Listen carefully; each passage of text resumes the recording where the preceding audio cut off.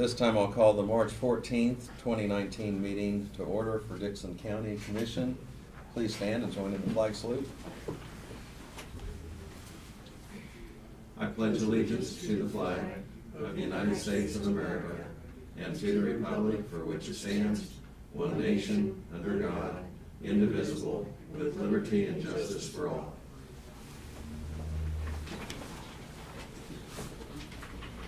On the agenda, we have 3 items to add. 2 of them came from our work study session this morning. We'll consider the addition of a canine dog.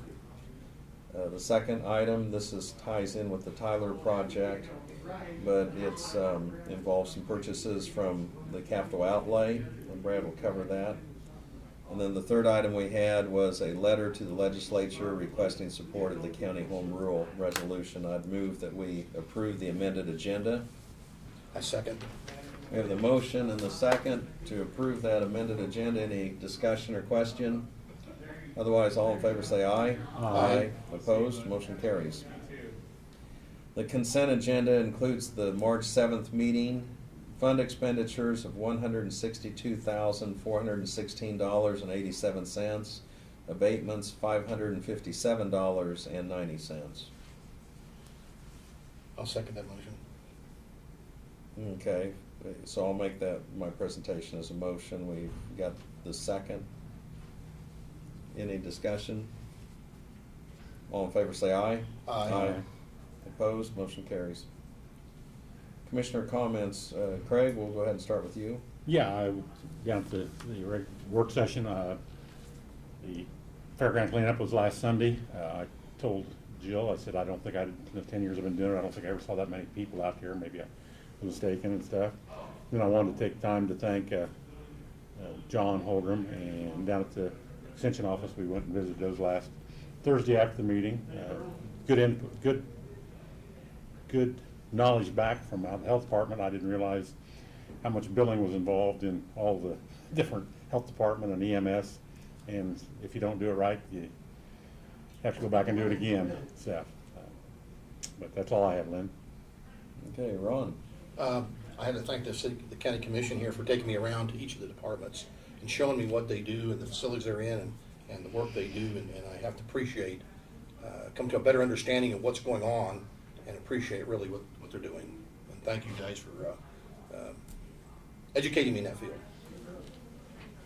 Okay. Also, we had the regional meeting for the surrounding counties. That was over at Saline County last week. Good attendance, some discussion on the wind farms and some of the challenges in budgeting, some of the communication type issues that law enforcement has. And, you know, we get some ideas, I think, that are kind of helpful because you not only learn from maybe some mistakes that others have made, but also how they met the challenges, and it gives some good ideas, but also kind of a reminder that, you know, a lot of times if we have some issue come up, and I know Brad does this, just a few phone calls with some of the other surrounding county commissions, and you can, you know, gather some good group collective type knowledge. I didn't mention it the other week, but they had the Kiwanis Pancake Feed, and I'd attended that, and it seems this time of year, I think Lions have one coming up, and Solomon, and so on. But it's not only good to support some of those civic groups that are doing that, kind of sometimes gives you an opportunity to hear a few things, just what people are thinking around the Dickson County. So anyway, that's all that. Well, the other thing I'll just mention quickly, earlier in our work study session, we did have the Sheriff's Department come in here, and they shared some of the information on some of the activities, drug seizures, money that they've confiscated illegal, that was for illegal purposes, and so some of the challenges and things they're doing out on interstate. We've heard that report, and the other items are going to come up in our additions to the agenda. Okay, we have presentation, there's no petitions or proclamations. This is the point, if there's anyone in the audience that would want to make a comment, this is the opportunity for public comment on anything that's not on the agenda, if someone had any issue that had come here on. You might have the two. I might, yes. Yeah. Well, you might go ahead and introduce yourselves, because you're here as just kind of observe and part of a class project. It's Morgan and Mary Fullinger, here doing, just observing government in action for college courses. Okay. And thank you for this opportunity. Glad to have you here. And they were here for the work study session, but also we had our department head meeting downstairs where we heard from all the departments, and they were able to listen in on that. So you chose a good day to show up, so we have quite a bit today here. We'll go ahead and move on to our reports of county officers. Brad?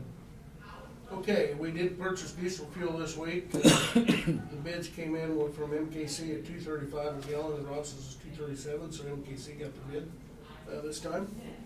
And I think it was probably, timing was about right, because I noticed that the price of fuel at the pump is slowly creeping up again, so now we get lucky. So Tuesday, John and I, as you heard in the work session or downstairs at the department head meeting, John and I spent all of Tuesday sitting down with Kevin from Goldberg Group and Randy from Lloyd Builders, going through the bid plans, which are basically the final plans for the jail and courthouse renovation. Boy, a lot of detail.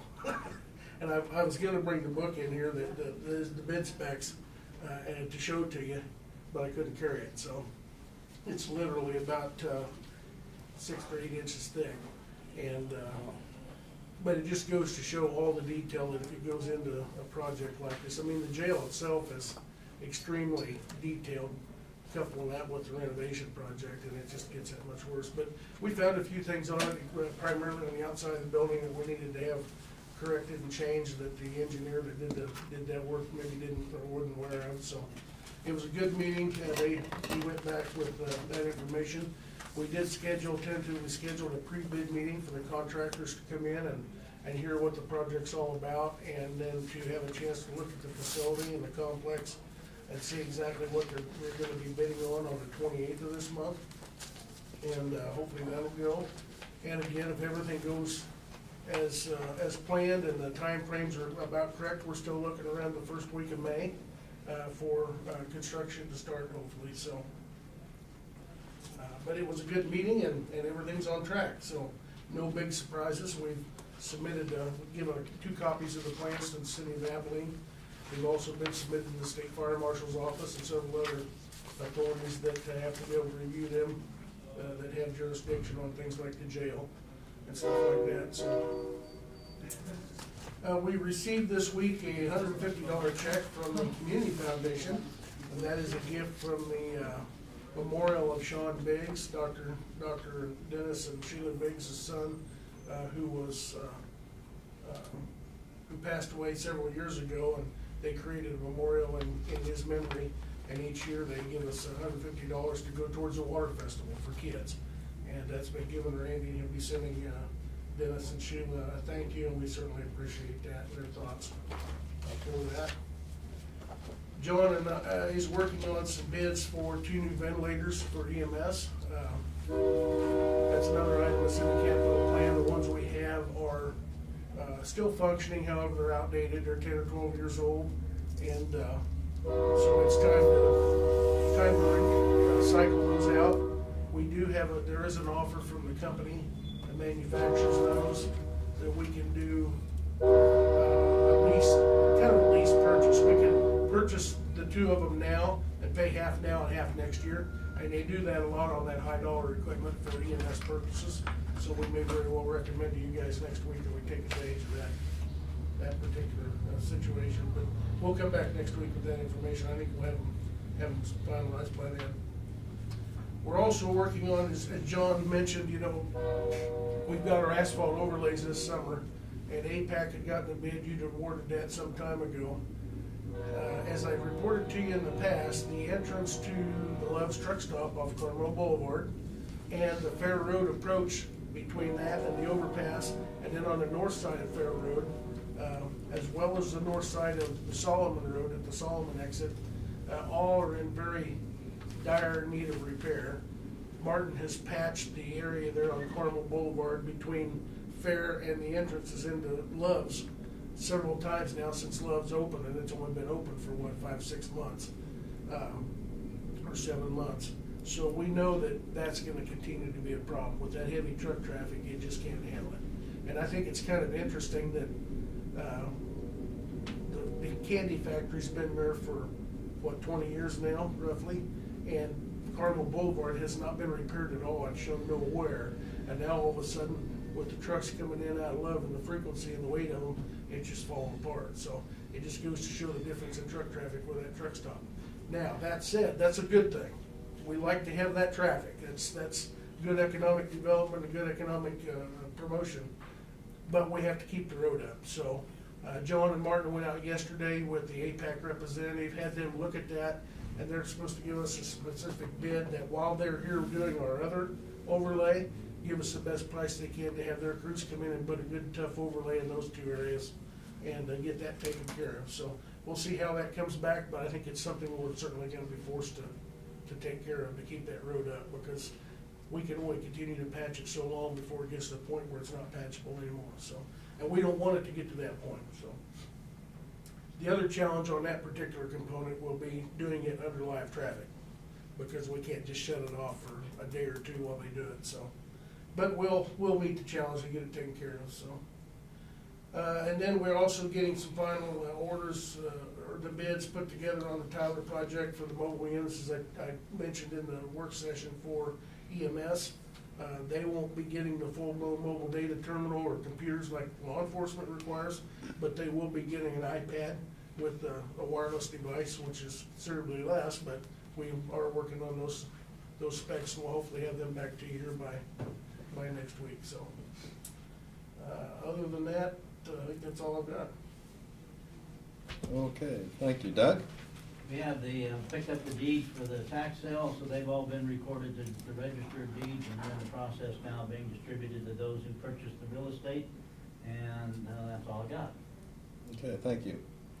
I'll go ahead and go to notices and communications. One thing too I want to cover quickly, Dixon County Economic Development has their meeting tonight, and Craig, I'll go ahead and plan on attending that. You have in the past. Right. And can you tell me the time and 5:30. location? 5:30? And it's their office on, it's next to Shocking Land, it's in there. Okay, Yeah. where the office is? Yeah. Okay. And then on that capacity, we're there just to listen. We aren't a voting or a Right. participating member that would make motions, Yeah. and Right. so it's a little bit of a hands-off, Yeah. but also gives us a chance to hear what's going on, since we're one of the major funders of that. Right, and just for the 2 people in the audience there, when we formed this 5 years ago, we have 2 people that do, we got a voting member that's appointed by us, and then one of the commissioners sits on it as a non-voting member, just to bring back every month information that, might happen there, and then Chuck brings in probably quarterly meetings on, or maybe more than that if there's something going on he needs to talk to us about in the work session. Okay. As far as notices and communications, we did have a few things come in from Kansas Department of Health and Environment. KDHE notifies of all the permitting that is being done, ag-related, throughout the state of Kansas, and we have one that's sent to us. Mark Reedy is renewing a permit for an existing facility of 700 head of swine weighing more than 55 pounds. There's no change in the animal units from the last permit, so we've been notified of that the proper permitting has taken place.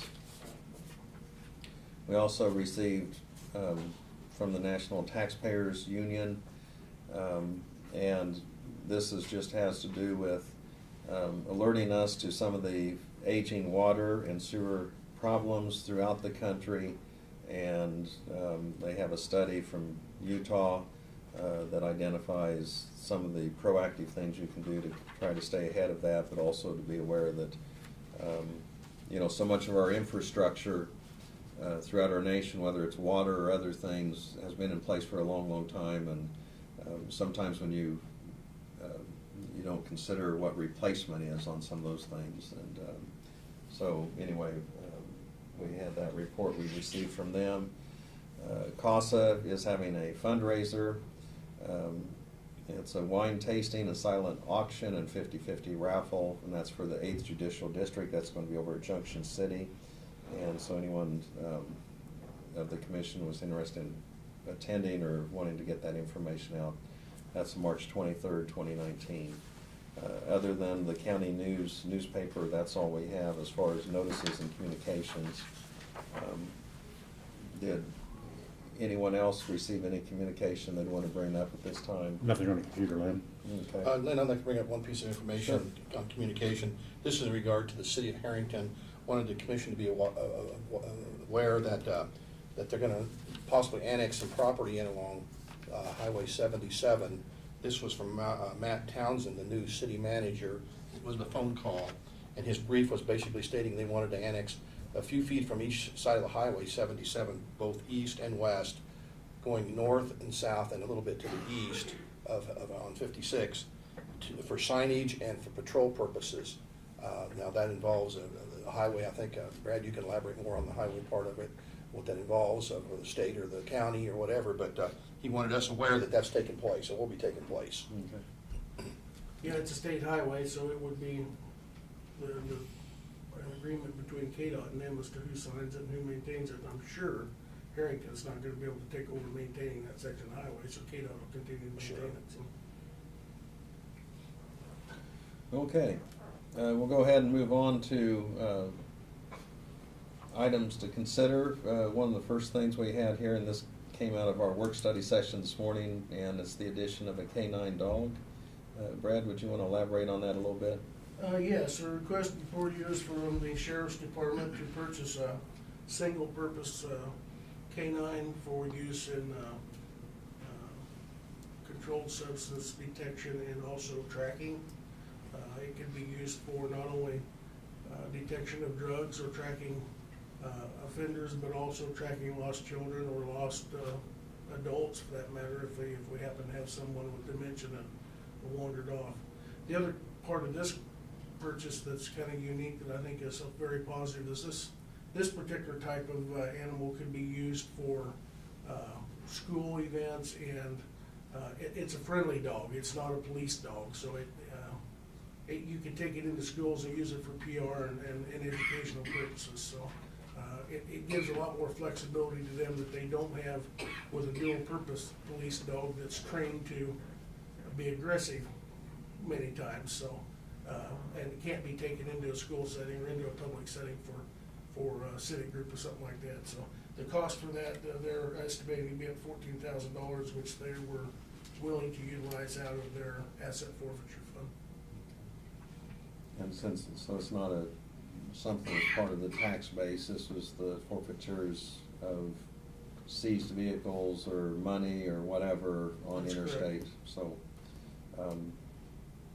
any questions from the commission? We can entertain a motion otherwise. I'll make a motion. Second? Okay, we have the motion, the second, that we go ahead and authorize the sheriff's department to use the forfeiture funds to add a canine dog to their program. Any other comment or question? All in favor say aye. Aye. Opposed? Motion carries. Next one that we added on to our agenda was in regards to the Tyler project, and in the work study session, we went over some of the components of what that was going to involve dollar-wise. Brad, do you want to go ahead and review that and give us the information specifically on what that money's going to be used for? Yes, the Tyler project, as we have called it, is the upgrade to the software system that basically manages dispatch, the sheriff's department, and the police departments in the county, as well as the jail. It is a major component of those departments and their function. The system that we have in place now, which is provided by a company called Global Software, they have sold out, no longer service and support the system. It's been in place since April of 2000 and is needing replaced. So for the last it's been, what, 18 months or so, or maybe almost 24 months, we've been working on this project with a kickoff date to switch over on May 6th. As a part of that project, it also includes the capability of putting computers, laptops in the patrol vehicles for the sheriff's department, so that the officers can manage and operate right out of the car rather than coming into the office. And they'll be able to do things such as reports, look up things, look up information, run tags, and also be dispatched by the computer. This particular step in that is one of the last purchase steps, which includes, I believe it was 12 MDTs, is what James said, along with the wireless components to connect it wirelessly back to the courthouse and to our computer systems. The cost of this one is $51,470 for those components. They were requesting to be able to utilize some of our capital improvement funds, which were set aside for 2 patrol cars earlier in the year. We had set aside money for 4 patrol cars for the sheriff's department. This year they only needed 2, so they had roughly $70,000 that was left in that, earmarked under 2 cars that they would like to utilize for this, so. Okay. And Janelle was in here during the work study session too, and had identified that area of the budget Right. as far as finance.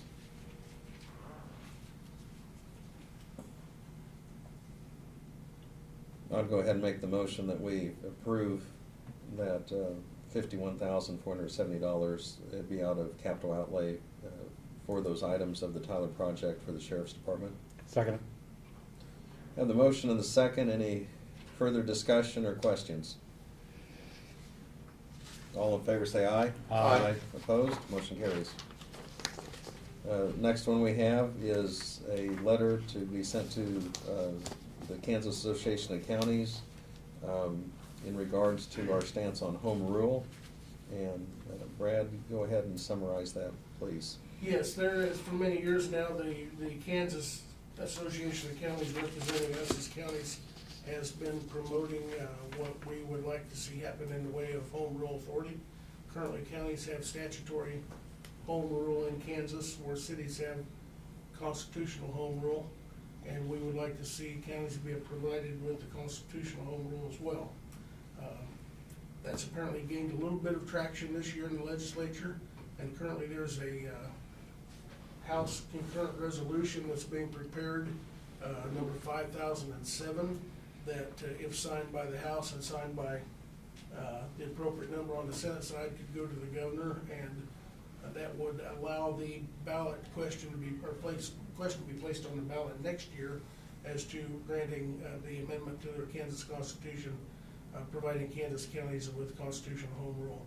This letter is just addressed to our Kansas legislators by way of the KAC as they lobby next week to support that motion or that resolution.